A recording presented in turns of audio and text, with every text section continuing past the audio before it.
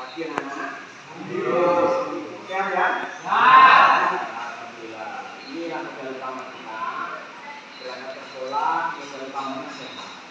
Hari ini anak-anak kita akan melanjutkan pembelajaran kita praktek di bengkel yang kemarin materi kita sudah habis. Kemarin sudah kita bahas sedikit. Sekarang kita akan membahas masalah coding. Ada yang tahu?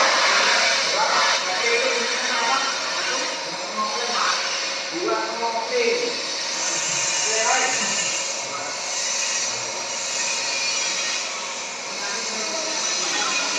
Waalaikumsalam.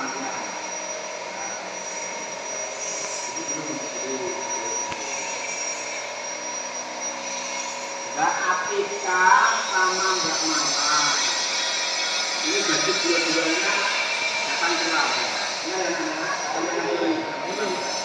Mbak Atika sama Mbak Mawar. Kenapa datang ke Lampung? Itu ya. Belakangan ini 3 bulan ini baru datang. Siapa? Ngampiri Mawar. Rumahnya jauh apa dekat sampai setengah jam? Rumahnya jauh. Berapa kilo dari tempat Atika sama ke tempat Mawar? Berapa kilo? Pak? 2 kilo lebih. Maaf ya, anak-anak kita tak coba dulu.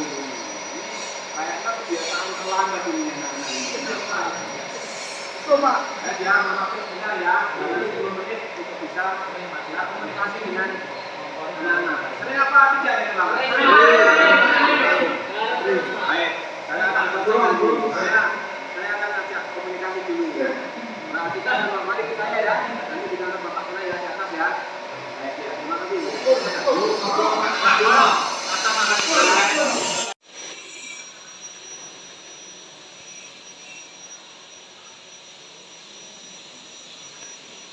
Ya, baik.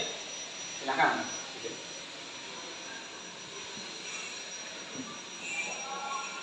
Baik, Mbak Mawar sama Mbak Atika. Aku menanyakan kembali ini. Hanya ada 2 gadis yang tipe ini kayaknya soalnya yang teman-teman bilang saja di dalam. Kamu protek mas. Hari ini kami terlambat Mbak Atika karena apa? Nanti Mawar, itu Mawar. Betul Mbak Mawar. Kenapa jadi minta diambil? Oh, kalau pernah rusak masih gitu. Tapi ngampiri kenapa sampai ngampiri setengah jam baru sampai. Berangkatnya juga udah agak siang. Bulannya muter. Mbak Mawar bisa aja. Tidak diambil. Iya. Bener, tapi kata teman-temanmu kamu sering terlambat.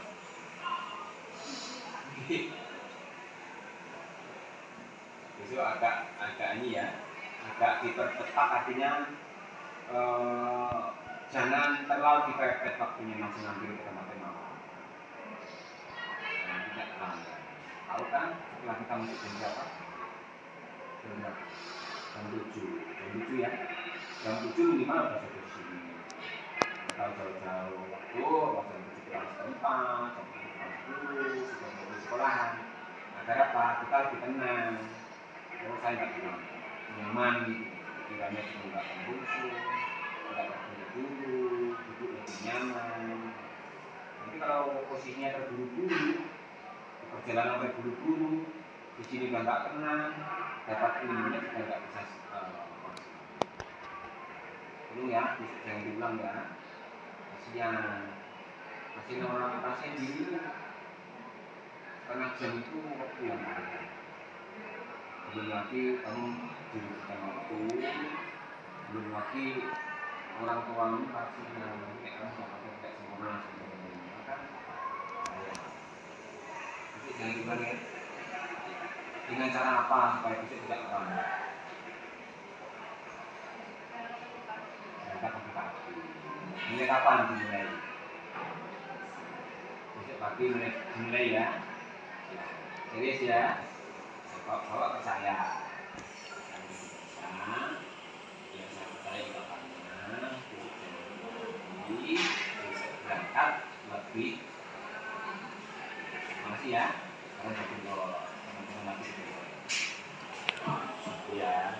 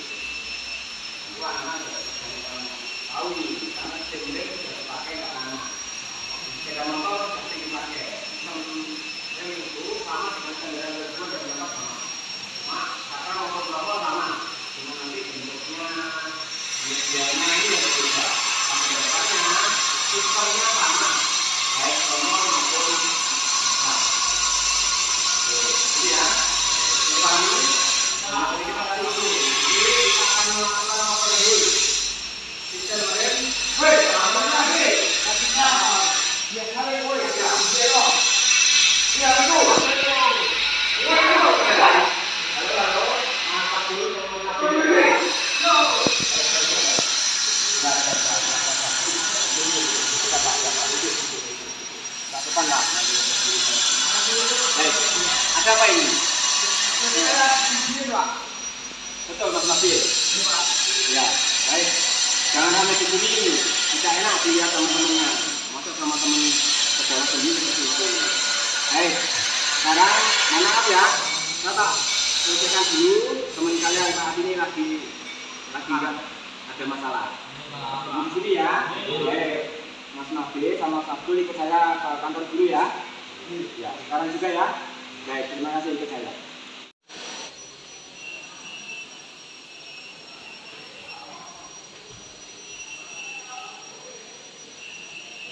Ya, salam. Ya, monggo masuk Mas Nabil sama Mas Abdul.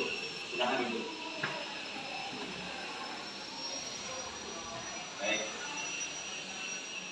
Mas Abdul sama Mas Nabil, mohon maaf. Tadi saat kalian mau pembelajaran di bawah, kalian kenapa bertengkar? Siapa? Karena ya Pak, Nabil itu menyembunyikan dari saya ya. Itu, betul Mas Nabil. Kenapa? Ya, biasanya aku juga menyembunyikan dari saya. Oh, Mas Abdul juga saya menyembunyikan HP-nya Mas Nabil. Iya Pak, sedang Pak. Oh ya, kenapa? Karena apa kok sembunyinya HP? Karena Pak. Hanya bercanda. Mas Abdul, tadi kenapa marahnya ke kepalanya antusias banget? Ya, gimana Pak? Ya, HP-nya mau dipakai Pak. Oh, HP-nya mau dipakai, ternyata tidak ada disembunyikan Mas Nabil. Mas Nabil kenapa? Juga katanya juga sering musili temennya, dari temennya. Kenapa? Hanya bercanda saja. Ya, baik Mas Abdul sama Mas Nabil, kalian itu teman sejawat, satu seperjuangan. Kalau bisa Bapak sarankan, kalian nanti akan menjadi teman sahabat yang selamanya akan selalu diingat. mengingat lebih dan kurang. Bercanda jangan berlebihan. Bercanda dulu, sekali bercanda dulu.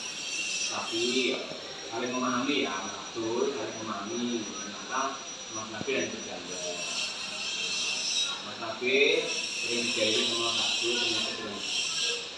Tapi minta tolong bercandanya jangan terus-terusan. Itu tidak baik, efeknya tidak baik. Jadi kalau ada apa-apa, malah saling mengisi bersama tidak punya, Mas satu tidak punya pulsa, saat kegiatan harus menggunakan pulsa, Mas satu bisa jadi itu baik. Suatu saat kalian lulus menjadi sahabat yang baik, saling mengisi. Mas Abdul kebetulan besok belum mendapatkan pekerjaan di lulus, karena dia bilang gitu. Mas Nabi bisa memberikan komunikasi. Tapi jangan itu pula sebaliknya. Saling membantu, saling mengisi. Itu akan bisa. Sekarang zamannya berbeda. Ya, dipahami ya. Bisa saling memaafkan. Bisa. Jangan diulang lagi ya. Saling membantu, saling bersama-sama. Saya akan mendampingi apa yang dimaukannya. Kita saling komunikasi yang baik. Saat pembelajaran harus berjalan dengan baik dan diperhatikan itu saling mengajari. Saya pun selaku bapak guru yang mengajarkan anak, saya ingin kita tidak akan terlalu ada jarak yang jauh. Kalau kita bisa komunikasi baik, bisa kolaborasi, ada anak-anak yang ada kita akan bantu ini yang akan disekolahkan di sini yang tidak ada di sini. Kalau itu ya, kita saya ngomongkan. Ya, buat salam dulu. Ya, oke. Ya, terima kasih ya. Nah, baik, ada lagi di sana ya. Kita pergi nanti di sana lagi. Terima kasih bro. Assalamualaikum warahmatullahi wabarakatuh. Waalaikumsalam warahmatullahi wabarakatuh. Yang terhormat Ibu Kepala SMK Negeri 1 Gresik, Ibu Indah Triastuti SPD. Yang terhormat Bapak Wakapolri Bapak Taufikur Rahman Eskom NPD. Yang terhormat Bapak Wakasiswaan Bapak Soekarno SPD. Yang kami hormati Bapak Ibu Guru SMK Negeri 1 Gresik. Alhamdulillah, puji syukur kami ucapkan kehadiran Allah Subhanahu wa Ta'ala dengan limpahan rahmat dan karunia-Nya pada hari ini Jumat 20 Oktober 2023 kita dapat berkumpul dalam desiminasi budaya positif oleh calon guru penggerak angkatan 9 SMK Negeri 1 Gresik. Selanjutnya, atas nama saya pembawa acara, saya menyampaikan terima kasih kepada seluruh hadirin yang dengan penuh semangat menghadiri acara pagi ini. Sebelumnya, perkenankan saya membacakan susunan acaranya terlebih dahulu. Yang pertama yaitu pembukaan, yang kedua yaitu menyanyikan lagu Indonesia Raya, yang ketiga sambutan kepala sekolah, yang keempat sambutan waka kesiswaan, yang kelima acara inti, dan yang terakhir adalah penutup. Untuk acara yang pertama yaitu pembukaan, mari kita buka acara pada pagi hari ini dengan bacaan basmalah bersama-sama. Untuk acara yang kedua yaitu menyanyikan lagu Indonesia Raya, hadirin dimohon berdiri.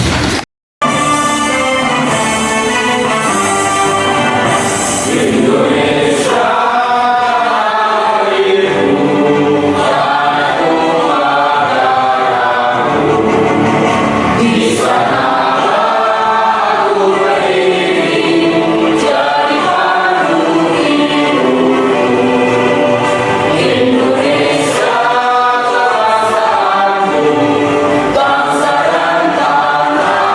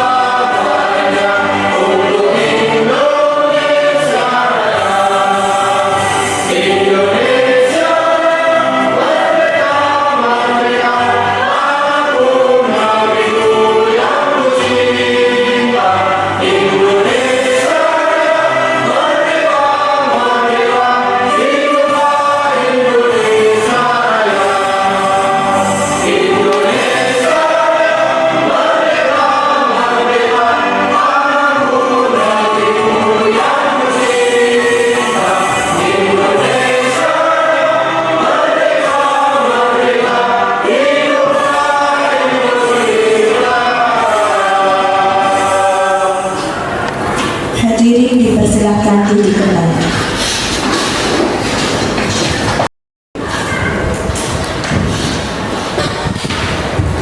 Baik, Bismillahirrahmanirrahim.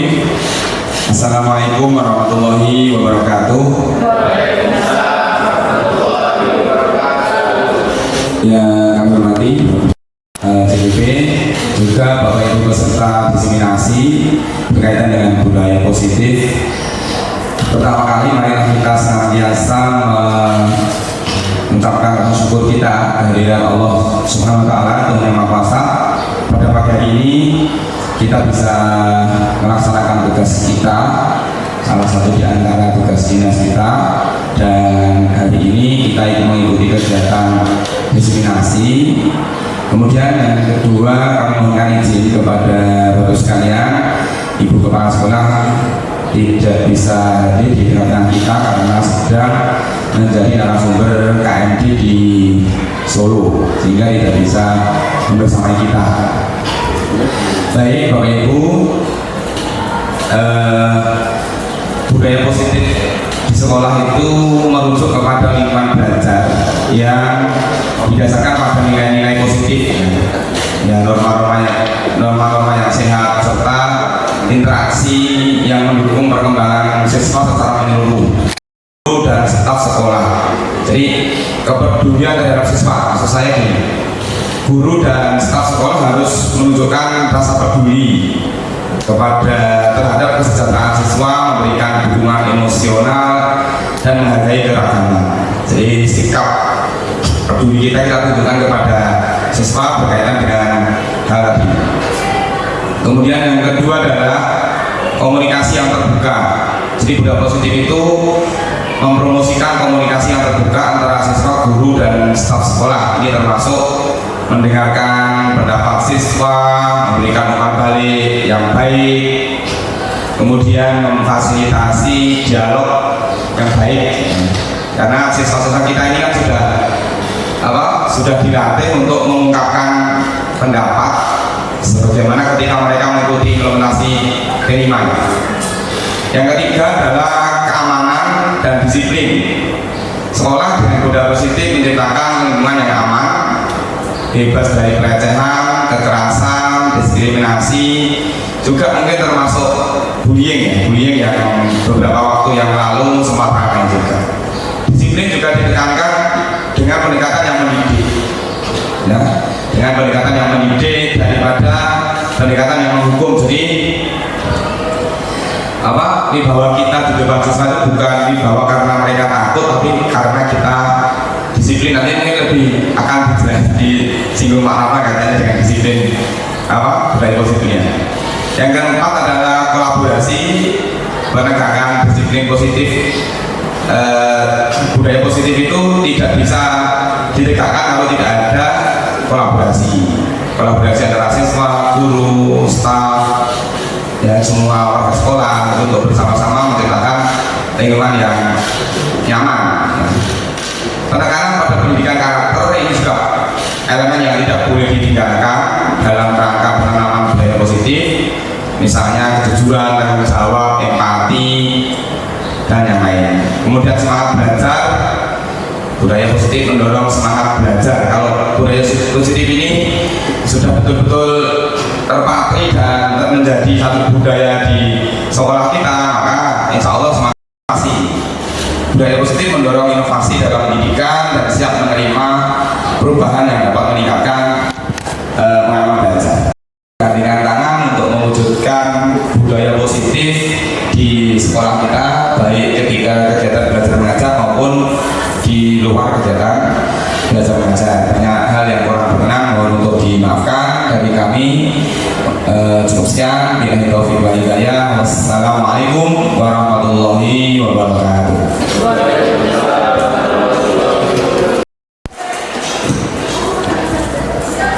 Terima kasih kepada Bapak Taufik atas sambutannya.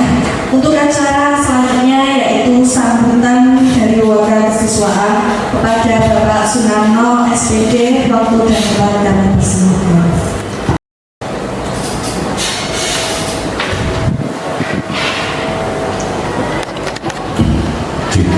Assalamualaikum warahmatullahi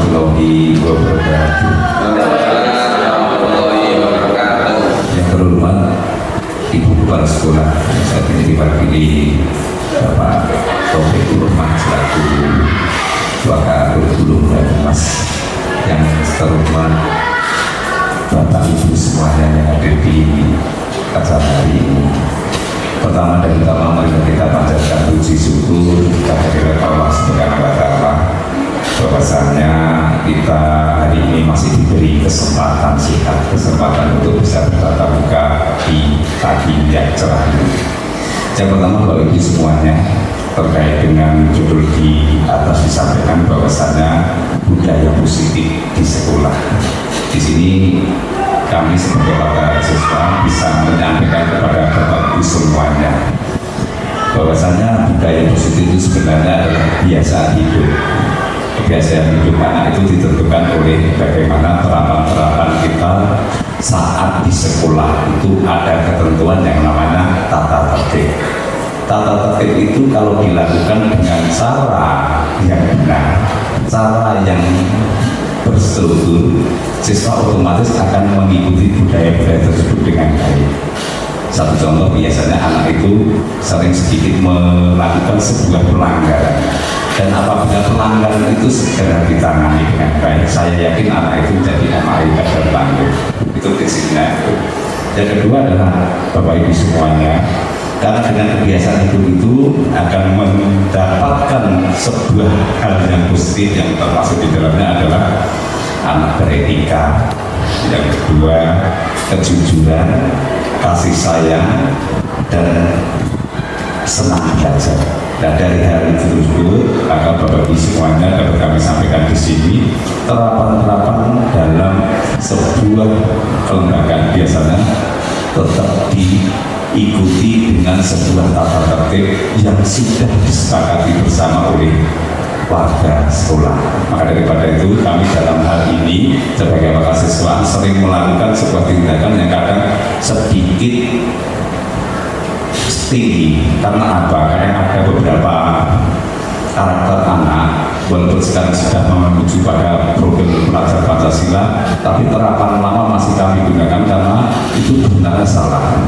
Bila saya akan menerapkan sesuai dengan protokol yang ada. Satu contoh, siswa itu melakukan sebuah pelanggaran yang mendidik yang bagaimana, nah itu saya bilang satu, anak itu cara penerapan dengan cara ditegur lisan halus sudah sampai. Yang kedua, dengan cara lebih dekat lagi, yaitu pendekatannya dengan melalui diberikan gunaan nama, bagaimana Anda melanggar karena apa. Yang ketiga adalah dengan cara sedikit nada yang tinggi. Nada tinggi itu bukan berarti sifatnya kasar, tapi nada tinggi akan mendekati penekanan yang lebih mendekat lebih kasih sayangnya munculnya dengan cara itu. Nah, daripada itu Bapak Ibu semuanya, mari kita bersama-sama untuk bagaimana anak kita menjadi anak yang tangguh, anak yang hebat, mencapai cita-cita masing-masing. Ikhlas, dengan kata ikhlas itu tadi, saya yakin Anda Bapak Ibu semuanya akan mendapatkan sesuatu yang baik. Terima kasih. Dan Assalamualaikum warahmatullahi wabarakatuh.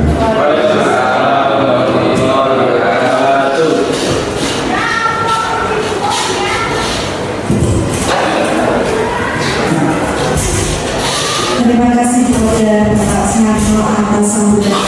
Untuk acara selanjutnya yaitu acara inti Diseminasi Budaya Positif oleh calon guru kendaraan angkatan 9 SMK Negeri 1 Besi Kabupaten Sragen Provinsi Jawa Tengah. Nanti kita pakai kamera.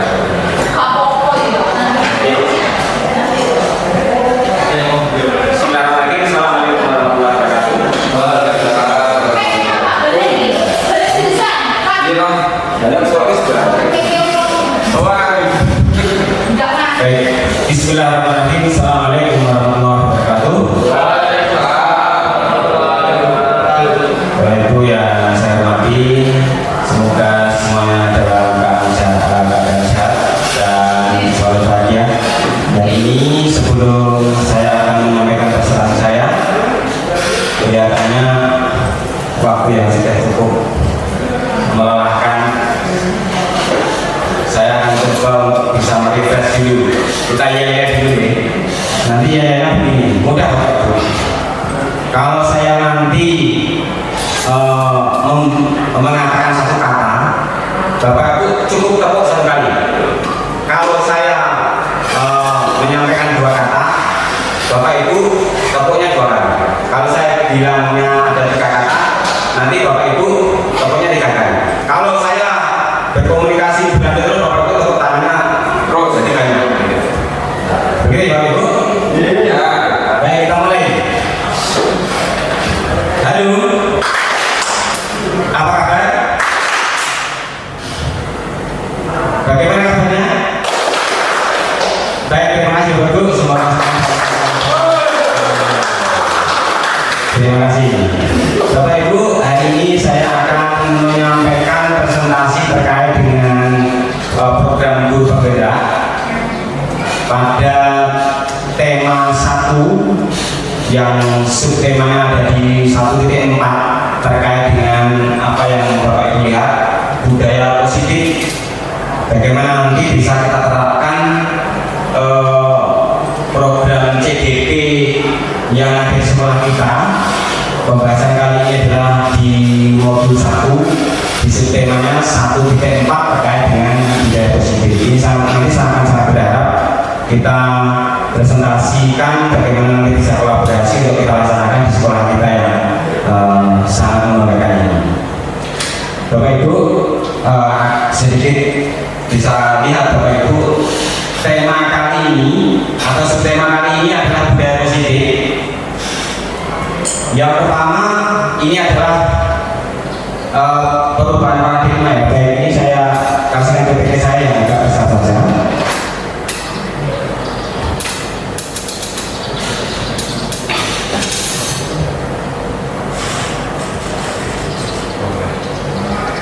Baik, sebentar.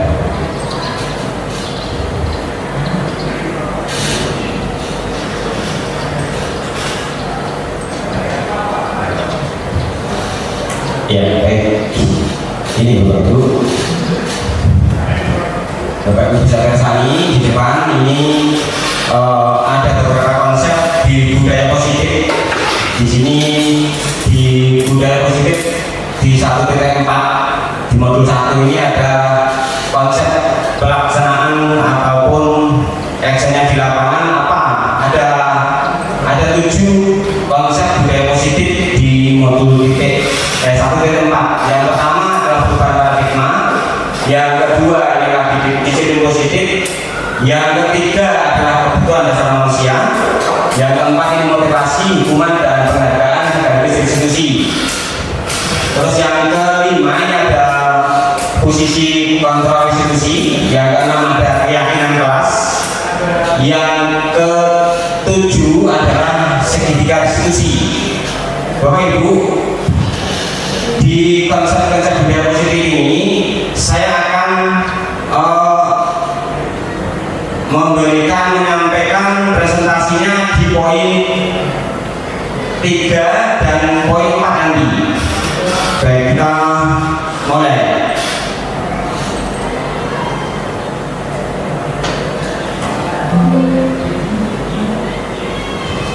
Paling bawah Pak. Ya. Kebutuhan dasar manusia di dalam konsep kebutuhan dasar manusia ini juga ada 5. Sebelumnya bisa kita lihat ini kutipan dari Kahadi Gajah Dewantoro mencontohkan bahwa kebutuhan dasar manusia itu ibarat kata seorang petani yang saat itu menanam padi. Ini akan berimbas contoh seperti kita saat mendidik anak. Dikiaskan oleh tadi itu adalah seperti seorang petani yang sedang menanam padi. Tentu apa yang diberikan Bapak Ibu, seorang petani untuk bisa endingnya nanti menanam padi, nanti akan menghasilkan panen yang luar biasa bagi seorang petani. Tetapi tuntutan di dalamnya untuk bisa mendapatkan panen yang bagus itu seperti apa? Tentunya Bapak Ibu, seorang petani itu harus betul-betul konsisten dalam memelihara, harus diperhatikan pertumbuhannya. Tentunya seorang menyelami, di hari keberapa saya harus memupuk, di hari keberapa saya harus memberikan pengobatan, di hari keberapa ini harus saya perhatikan ada hama yang menyerang, ada yang mengganggu, tidak. Kapan ini harus saya airi, kapan saya harus menyiangi, kapan saya harus memupuknya agar nanti di penghujung nanti hasilnya bagus. Begitu pula kita mendidik anak-anak. Dengan begitu banyaknya anak-anak yang dari berbagai elemen yang berbeda karakter masuk di tempat kita harus paham betul. Ini tugas Bapak Ibu, bagaimana untuk bisa menyelami si A, bagaimana dengan si B, punya karakter seperti apa, pengembangan seperti apa, penanganan seperti apa. Ini betul-betul kita harus bisa ibarat kata seorang petani untuk mendapatkan hasil yang memuaskan. Ini sama dengan kita mendidik anak-anak dari kelas 1 sampai kelas 2 hingga kelas 3 lulus, dan nanti kita berharap anak-anak akan bisa kembali ke rumahnya masing-masing, masuk ke dunia kerja sesuai dengan harapan mereka, hasilnya memuaskan. Seperti itu yang kebutuhan dasar yang disampaikan oleh Ki Hajar Dewantoro. Begitu pula kutipan yang dibawakan oleh seorang psikiater, ini dari psikiater dari Amerika yang bernama Dr. William Glasser ini bukan Glasser ya, William Glasser. Ini mengatakan bahwa seluruh tindakan manusia ini memiliki tujuan tertentu, yaitu memenuhi kebutuhan dasar manusia. Maka ketika kelima kebutuhan dasar manusia terpenuhi, maka akan tumbuh dengan seimbang dan bahagia. Sebaliknya, Bapak Ibu, jika 5 kebutuhan dasar manusia itu tidak terpenuhi, maka seseorang itu akan mengalami emosi, terutama ini rata-rata kalau dia tidak terpenuhi emosi pasti negatif bukan positif. Ada rasa bosan, merasa bersedih, anak-anak akan merasa kecewa, bahkan marah, melakukan hal yang bertentangan dengan hukum yang berlaku atau konteks sekolah. Ini kutipan yang dibawakan oleh William Glasser. Nah, inilah gambaran yang 5 kebutuhan dasar yang disampaikan oleh William Glasser. Yang pertama di sini ada bertahan hidup, ada kasih sayang dan rasa diterima, ada kebebasan, ada kesenangan, ada kepuasan. Nah, kita satu persatu coba kita bedah. Yang pertama tadi adalah kebutuhan untuk bertahan hidup atau survival. Bapak Ibu bisa kita ketahui bahwa kebutuhan itu adalah kebutuhan yang bersifat contohnya yang bersifat fisiologis, di mana ada kesehatan harus betul-betul dijaga, rumah atau makan. Ada juga kebutuhan rasa aman, murid bisa belajar dengan baik di sekolah. Ini adalah kebutuhan dasar manusia yang pertama, yaitu kebutuhan untuk bertahan hidup. Sedangkan yang kedua ini adalah kebutuhan akan perasaan diterima oleh kelompoknya atau komunitasnya. Ini kebutuhan yang kedua. Apa Bapak Ibu? Kebutuhan ini meliputi keinginan untuk tetap terhubung dengan orang lain, seperti teman, keluarga, teman sejawat, teman kerja, atau di mana anak-anak itu bergabung di komunitas itu. Setiap murid ingin menjadi berharga di mana dia berada, bisa di kelas atau di sekolahan. Bahkan anak-anak yang merasa dicuekin saja oleh temannya, ini juga kepingin sebenarnya untuk bisa diterima di kelompok. Sebagai guru mestinya kita bisa menerima sesuatu apa adanya, karena setiap murid ini mempunyai kekuatan bakat masing-masing yang berbeda. Ini adalah kebutuhan dasar yang kedua. Sedangkan kebutuhan dasar yang ketiga adalah kebutuhan akan kebebasan atau kebutuhan membuat pilihan. Murid harus diberi kesempatan membuat pilihan dan bertanggung jawab atas pilihannya. Memberi kebebasan bukan berarti bisa melakukan apa saja yang mereka mau. Sehingga kalau kita di kurikulum Merdeka itu ada berbagai cuplikan memberikan kebebasan kepada anak-anak untuk mengembangkan dirinya. Bukan berarti anak-anak bisa mengembangkan apa saja dan semaunya. Ini tidak seperti itu yang dimaksud. Kebebasan yang berarti ini adalah salah beberapa meliputi satu, ini adalah kesempatan untuk membuat pilihan. Seperti contoh kalau dipraktekkan sekarang dengan modelnya pembelajaran yang berkolaborasi, mengelompok, akhirnya di kelompok itu mereka mencoba untuk membahas tema dan mereka mempunyai ide. Pilihan-pilihan itulah mereka punya kesempatan untuk membuat. Akhirnya yang nantinya dikerucutkan menjadi sebuah satu pilihan. Ada 4-5 pilihan yang nantinya mesti endingnya akan mana yang terbaik dan segera untuk dilakukan. Semuanya baik, tapi kita akan membuat pilihan mana yang terbaik lebih dahulu untuk dilakukan. Juga menyuarakan pendapat dengan percaya diri. Untuk Bapak Ibu sudah terbiasa bisa menyampaikan materi, bisa praktek, ada yang belum paham. Ini anak untuk bisa dikasih kesempatan untuk menyuarakan dirinya agar anak-anak bisa percaya diri. Juga memberikan kesempatan untuk mencoba yang terbaru. Sekarang zamannya teknologi tinggi,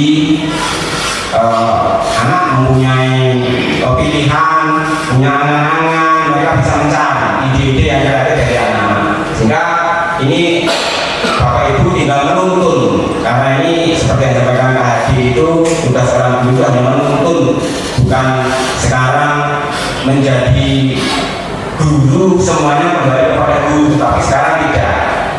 Seakan-akan di atas itu seorang guru itu menghambat kepada siswa. Artinya semuanya sepenuhnya Bapak Ibu itu tidak mendampingi atau kita tidak mengawal, sambil tetap kita pantau bagaimana perkembangannya seperti itu. Sedangkan yang keempat, kebutuhan akan kesenangan. Bayangkan Bapak Ibu, jika hidup kita ini tanpa ada rasa kesenangan, menyedihkan. Hidup kok selalu susah, pikirannya dimana-mana pikirannya tidak ada kesenangan. Mengajar saja dari rumah juga sudah. Ini logis. Tetapi sebagai seorang pendidik yang mempunyai pendidikan tinggi mestinya harus utama rasa kesenangan ini seperti kita bantu. Sehingga anak-anak kita kan sudah mulai tumbuh dewasa. Nah, artinya anak-anak itu sudah bisa membaca, bahkan bisa menerka-nerka. Bapak Ibu ini kok tidak seperti biasanya. Lupa waktu istirahat, lupa akan jam-jam sholat, seperti itu. Kemungkinan akan anak-anak bisa membaca. Bahkan kita kadang karena asiknya atau kadang kita konsentrasinya anak-anak yang punya bapak ini waktunya istirahat. Nah, ini butuh kesenangan untuk supaya kita bisa konsentrasi. Ini di Dr. William Fraser ini menghubungkan kebutuhan kesenangan belajar ini terkait dengan peserta didik. Ini menghubungkan akan kebutuhan kesenangan dalam belajar karena kita berada di kalangan pendidikan, sehingga William Fraser ini menghubungkan kesenangan dalam kebutuhan belajar. Jangan sepelekan keinginan murid untuk merasa senang di kelasnya terutama. Sehingga bagaimana kita seorang pendidik untuk bisa belajar atau mengajar di kelas itu untuk selalu menyenangkan. Karena anak itu butuh kesenangan. Ini kita dituntut sebagai orang guru agar apalagi kita mengajar sistemnya sudah menggunakan sekolah PK, kita menggunakan sistem blok. Satu hari berada full di lapangan. Kalau kita tidak menyenangkan, nanti anak akan tidak terkontrol. Mereka ada yang kemana, pikirannya kemana, dan pembelajaran dari tema temanya nantinya dia keluarkan dari sana. Karena belajar tidak menyenangkan. Sedangkan yang kelima, kebutuhan dasarnya adalah kebutuhan akan penguasaan. Mohon maaf tadi di depan tadi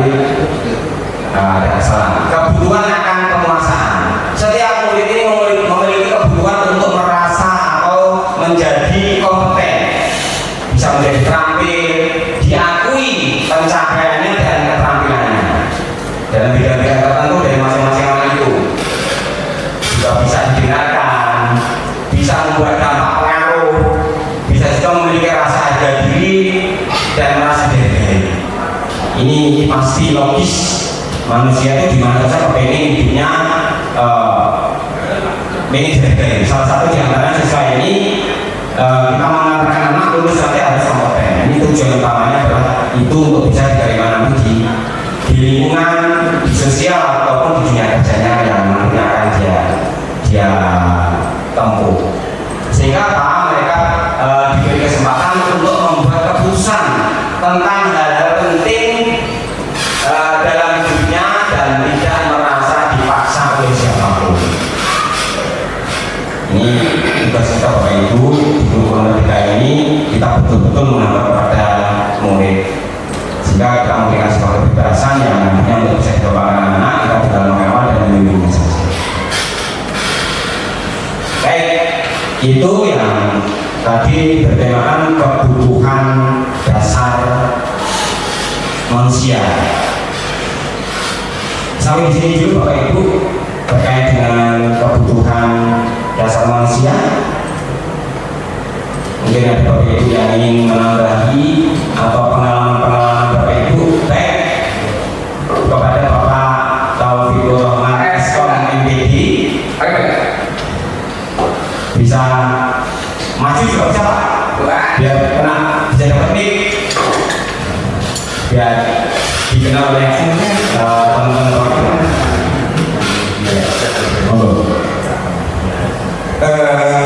Penjelasan yang baik sekali dan menarik. Saya ingin menambahkan kebutuhan ya Pak. Ya, nggak tahu apakah sudah di situ atau belum. Begini, ini kan teori KHB ini kan muncul dulu ya, belum sudah lama tahun berapa ya kan? Ya. Jadi kan belum apa ya, istilahnya mengakomodasi kondisi kita. Kayaknya ada kebutuhan yang hari ini menjadi kebutuhan dasar juga, yaitu kebutuhan untuk menunjukkan eksistensi. Sekarang kita sudah punya IT, sudah punya WA, sudah punya media sosial, semua orang punya akun media sosial. Itu dalam batas tertentu ada orang itu ingin menunjukkan eksistensi, kayak masalah status, punya kegiatan apa, dikit taruh di Facebook, misalnya baru main ke kafe aja, belum sempat duduk aja sudah foto dulu, dia kebutuhan untuk diakui keberadaannya. Nah, ini kayaknya perlu ditambahkan. Apa sudah masuk di bagian dari 5 tadi? Gitu. Oke, terima kasih. Baik. Oke, terima kasih. Cukup luar biasa masukannya. Beliau memang punya potensi yang luar biasa. Terima kasih masukannya. Ini saya kutip apa yang menjadi materi saya selama ini, sehingga karena mungkin ini beliau menyampaikan kondisi dulu dengan kondisi terkini. Ini perlu memang sebuah paradigma baru yang mestinya ini yang belum bisa kami sisipkan untuk bisa bagaimana bisa memungkinkannya adalah nanti akan bisa endingnya bisa memunculkan paradigmanya zamannya Pak KHD dengan zamannya paradigma baru yang memang dulu tidak ada sekarang ada. Ini terima kasih sekali, kami belum bisa memberikan contoh yang begitu konkret dan jelas tapi sudah tersinggung kondisi yang terkini. Dulu nggak ada WA, sekarang ada WA, bagaimana untuk pengembangannya, tampilan seperti apa, setidaknya sudah ada terkait dengan untuk sebuah kebebasan membuat pilihan. Ini bisa dituangkan di antara bisa di sini ya. Kesempatan akhirnya ujungnya nanti ada sebuah kompeten. Anak harus kompeten di bidangnya sekarang. Akhirnya menyesuaikan kondisi yang saat ini. Eksistensi, maksudnya keberadaannya itu diakui orang itu masuk di bagian mana? Kalau nggak ada berarti ada tidak hanya 5, kebutuhannya 6. Maksud yang kedua itu Tadi sebentar, ini tadi sudah diterima di kelompoknya. Artinya ini sudah bisa mereka memberikan mengenalkan dirinya, eksistensinya dia dikenal oleh orang lain. Artinya dia bisa bergabung di kalangan mereka, berarti otomatis dia bisa menerima. Oke, Oke, monggo. Baik, tadi pertanyaan yang bagus sekali ya dari Bapak Topik tadi untuk masalah eksis. Sekarang itu Bapak Ibu itu senang eksis ya. Berarti itu sudah termasuk senang ya Pak ya? Nah, sudah masuk ke sini. Jadi saya lihat itu siswa-siswa sekarang itu bukan kesenangan, kebutuhan. kebutuhan. Iya, hampir tiap hari orang butuh, cepat sekali nggak upload status kayak yang hadir ini. Ini tiap hari dia Ya. upload status itu. Ya, bisa jadi itu kebutuhan, tapi kalau menurut saya itu tetap kesenangan. Contohnya Bukan kesenangan. istri saya di rumah ini, dia itu kalau nggak pasang status, mau senang status itu luar biasa. Ya, itu pasti pasang status setiap hari, senang karena senang, pengen dikenal orang dan lain sebagainya. Dan itu ya memang masuk kesenangan. Mungkin itu cukup. Terima kasih Pak Budi. Luar biasa. Bapak Ibu, materi ini bisa ditambahkan dan bisa dikaitkan dan bisa ditambahi sesuai dengan kondisi yang terkini. Terima kasih Pak Taufik, Pak Budi. Baik Bapak Ibu, saya lanjutkan ya. Ini dengan subtema yang baru.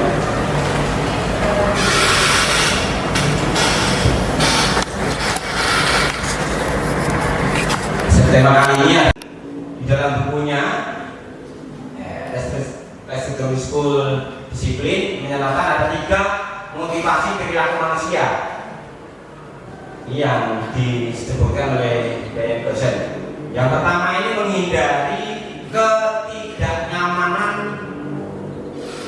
atau hukuman. Ini bisa kita coba feedback ke belakang. Yang terkait dengan menghindari ketidaknyamanan atau hukuman ini terhadap siswa kita. Salah satunya anak murid ini melakukan disiplin diri karena ia takut kena hukuman. Ini merupakan motivasi ekstrinsik artinya motivasi yang dari luar. Banyak bisa kita contohkan. Anak-anak misalkan ingin supaya tidak mendapatkan hukuman, dia masuk kelas tidak ingin terlambat. Ini karena kenapa dari luar? Karena ini adalah ada tata tertib dan misalnya yang dibuat dari luar. Jadi pengaruh dari luar. Artinya supaya tidak kena hukuman. Ini yang pertama. Sedangkan yang kedua ini mendapatkan imbalan atau penghargaan dari orang lain. Murid melakukan disiplin diri karena dia ingin mendapatkan imbalan sesuatu. Ini juga merupakan motivasi dari eksternal. Ini juga banyak terjadi di tengah-tengah kita pada anak-anak. Kadang-kadang anak-anak itu menyeletuk, Pak kalau saya bisa menjawab nanti dikasih apa? Ini terkait dengan motivasi diri yang hanya ingin mendapatkan imbalan. Sedangkan yang ketiga ini menghargai nilai-nilai kebijakan dari diri sendiri. Ini yang tentunya nanti akan yang lebih baik. Bapak Ibu bisa bersama. Murid ini melakukan disiplin diri karena memang sadar akan nilai-nilai kebajikan itu. Ini merupakan motivasi yang memang dari internal, dari dalam dirinya sendiri. Bahwa dia kalau melakukan seperti ini, dia bisa memberikan feedback pada dirinya. Oh ini perbuatan yang salah. Contoh misalkan saya atau anak-anak keluar kelas tanpa izin, dia sampai kalau nanti masuk dengan bapak guru dari sini kok saya mau keluar kelas tanpa izin, mau langsung keluar nolong begitu saja. Ini dia sudah bisa berpikir, oh berarti saya kalau tidak izin berarti itu namanya tidak sopan. Dia tahu bisa menjawab, oh orang yang tidak sopan itu dalam kehidupan sehari-hari tidak baik. Atau tahu-tahu pagi ada, siang nggak ada, tahu-tahu sudah di absen nggak ada, pagi ada, siang nggak ada. Nanti pulang ada lagi. Nah, ini dia memikirkan anak hidup akan seperti itu. Ini imbasnya nanti bagi ini tidak tahu. Ini adalah hidup sebuah kebohongan. Jadi keluar dari dirinya sendiri. Motivasi. Kita lanjutkan Bapak Ibu terkait sekarang dengan tadi motivasi motivasi sudah, sekarang hukuman bisa Bapak lihat, hukuman dan penghargaan. Konsep disiplin dengan identitas gagal ini masuk di hukuman dan penghargaan. Bapak Ibu bisa lihat yang termasuk hukuman ini yang seperti apa. Hukuman ini akan terasa menyakitkan, tidak nyaman, murid jadi takut, memaksa, ada murid menyembunyikan kesalahannya, murid juga bisa menjadi rendah diri. Ini terkait dengan hukuman. Ini saya kira sebuah kewajaran, apalagi dunia kita dalam mengajar anak-anak yang dewasa yang berangkat dari berbagai daerah, berangkat dari berbagai SMP yang dari awal karakternya berbeda-beda, kehidupan sehari-harinya juga berbeda-beda, karena kita tahu anak-anak itu lebih banyak mereka berkecimpung di dunia luar daripada di dalam dunia pendidikan. Ini yang menjadikan kadang kita terngiang, anak ini terlambat, ya jalan salah-satunya dibilang disampaikan tidak mau tahu, dikasih pengarahan tidak mau tahu, ya ujung-ujungnya pokoknya dapat hukuman. Hukuman itu mempunyai makna yang ini sangat menyakitkan, tidak nyaman, murid juga jadi takut. Itu identik terkait dengan hukuman. Sedangkan penghargaan ini sebenarnya tidak efektif menurut kondisi sekarang. Karena apa? Ini juga akan merusak hubungan. Merusak hubungannya seperti apa? Anak nanti akan muncul sebuah ketergantungan. Kemarin misalkan Pak Taufik ngajar anak, dari kemarin memberikan sebuah penghargaan. Ayo siapa yang bisa menjawab? Ada uang 10.000 di meja. Kalau Pak Taufik besok ngasih pertanyaan nggak ada uang 10.000, nah ini anak-anak saya tidak mau. Akhirnya hubungannya dengan ini kan yang gara-gara penghargaan itu saya yang Pak Taufik adalah cuma hari sekarang nggak dikasih dia. Akhirnya hubungannya hanya kata ketergantungan sebuah penghargaan. Bolehkah memberikan sebuah penghargaan? Bolehkah Bapak Ibu? Bapak Ibu memberikan sebuah penghargaan, hadiah dan penghargaan? Boleh. Boleh. Pak Taufik, kalau bilang boleh itu dengan alasan seperti apa? Alasannya manusia itu butuh motivasi eksternal. Ya. Hadiah itu bagian dari bentuk motivasi eksternal. Belajar nanti kalau ranking 1 rasa pengen itu kan motivasi eksternal. Ya. Ya. Boleh, tetapi dalam koridornya ini sebuah penghargaan ini ada batas-batasnya. Memberikan penghargaan itu dalam event-event itu boleh.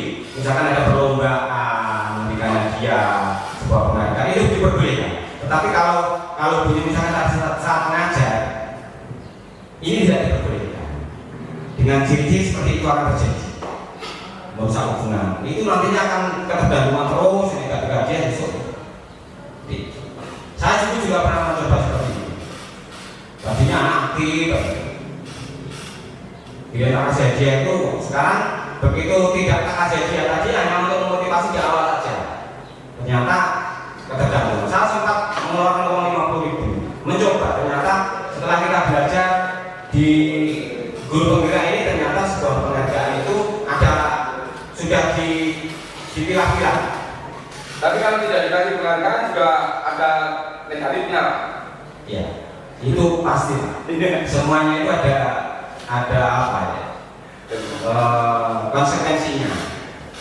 Ini logis. Tapi di kali ini yaitu tadi pemilahannya di mematikan kreativitas, menghukum dengan sistem ranking kan biasanya begitu. Sekarang makanya sudah mulai dikurangi peringkat kelas duluan, peringkat ranking 1 mendapatkan jadi ranking 2 begini. Sekarang bahkan di rapot saja sekarang Bapak Ibu, mohon maaf yang kurikulum merdeka ini ada nggak di rapotnya dari rankingnya? Ini salah satu yang memang sudah di sistemnya sudah berjalan. Sistem ranking itu hanya sebuah penghargaan, makanya sekarang itu mulai dengan cara lain nanti kemungkinan akan harus dibahas, bisa melakukan penghargaan dengan cara seperti apa. Jika akhirnya akan merampas hak menghargai diri. Maksud kok saya itu harganya cuma sekian itu. Kepandian saya mau dihargai di buku hanya dalam lembar tiga bendel saja. Ini artinya merampas hak saya untuk menghargai diri. Seakan-akan harga diri saya kok cuma dihargai sekian. Itu Bapak. Ini contoh sebuah konsep yang masuk identitas gagal. Sedangkan yang susah seperti apa Bapak Ibu?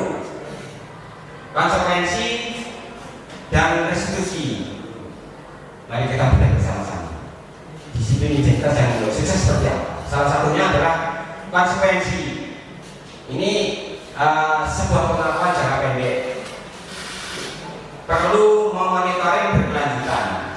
Murid menghormati peraturan. Kehilangan waktu untuk merenungi kesalahan. Ini terkait dengan konsekuensi. Sekarang sudah banyak yang beralih. Hukuman diperbolehkan kalau sudah terjadi sebuah keyakinan kelas. Akhirnya menjadi sebuah keyakinan kelas, muncullah sebuah konsekuensi. Nanti kalau anak-anak misalkan, sebelum misalkan kita melakukan pembelajaran, sebelum kita melakukan pembelajaran, mari kita bikin keyakinan kelas yang notabene itu adalah sebuah peraturan. Peraturan di depan kan sudah ada secara umum. Nah, di dalam kelas itu diharapkan nanti muncul sebelum pembelajaran ada keyakinan kelas. Keyakinan kelas itu seperti apa? Di awal waktu membuat sebuah kesepakatan. Anak-anak, pembelajaran kali ini mari kita bikin keyakinan kelas. Yang pertama misalkan anak-anak mengikuti KBM jam pertama, toleransinya hanya 15 menit. Kalau lebih 15 menit berarti termasuk terlambat. Anak-anak kalau ingin mengutarakan pendapat di saat ada usulan harus mengacungkan jari. Ini sebuah keyakinan. Anak-anak kalau KBM ini tidak menggunakan HP, tidak boleh menggunakan HP. Keyakinan kelas. Anak-anak nanti pas pembelajaran kita tidak boleh misalkan tempatnya nyaman seperti ini, misalkan ruangannya seperti ini. Wah, ini kondisinya panas, kalau saya pas tidak praktek saya tiduran di bawah boleh enggak? Ini menjadi sebagian. Tidak diperbolehkan meredakan rebahan di saat kita melakukan pembelajaran. Ini sebuah keyakinan kelas. Ini nanti akan menjadi sebuah konsekuensi di kelas. Sedangkan restitusi apa? Murid bertanggung jawab untuk perilakunya. Fokus pada pemecahan masalah jangka panjang. Murid menghormati dirinya dan orang lain. Dari kontrolnya ini adalah diri kita sendiri. Sedangkan murid bersemangat untuk memperoleh keselamatan. Ini nanti apa yang termasuk di ini fenomena baru terkait dengan restitusi. Apa itu istilah restitusi? Nanti di belakang. Oke Bapak Ibu, ini salah satu contoh identitas yang sukses. Artinya sebuah kesepakatan konsekuensi dari hukuman lari ke konsekuensi artinya ini adalah sebuah kesepakatan bersama yang sudah kita tindakan dan kita pakai bersama-sama. Ini menjadi sebuah identitas yang bisa kita dianggap sukses. Ya, konsep disiplin yang lain adalah restitusi. Apa itu istilah restitusi Bapak Ibu? Ini adalah merupakan proses menciptakan kondisi bagi murid untuk memperbaiki kesalahan mereka sehingga mereka bisa kembali pada kelompoknya mereka dengan karakter yang lebih kuat. Ini pendapat dosen tentang pemerintah.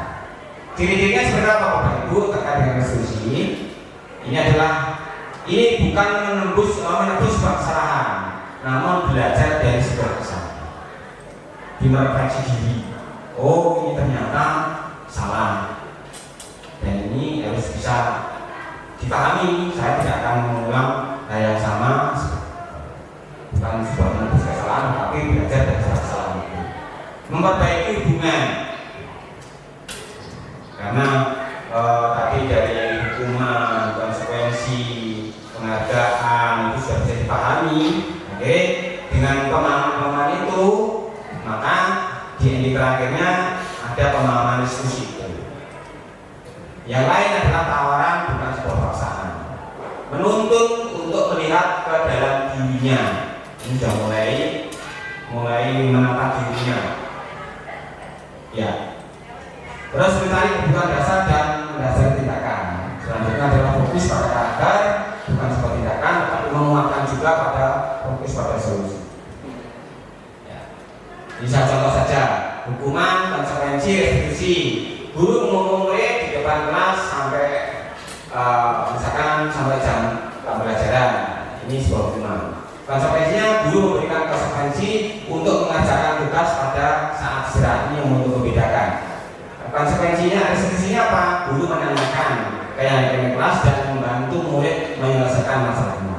Ini salah contoh saja Bapak Ibu. Jadi hukuman seperti apa, yang dijadikan konsekuensinya seperti apa, harus sudah masuk restitusi, perlakuannya seperti apa. Baik, Pak Ibu, ini yang bisa kami sampaikan. Terima kasih atas perhatiannya. Assalamualaikum warahmatullahi wabarakatuh.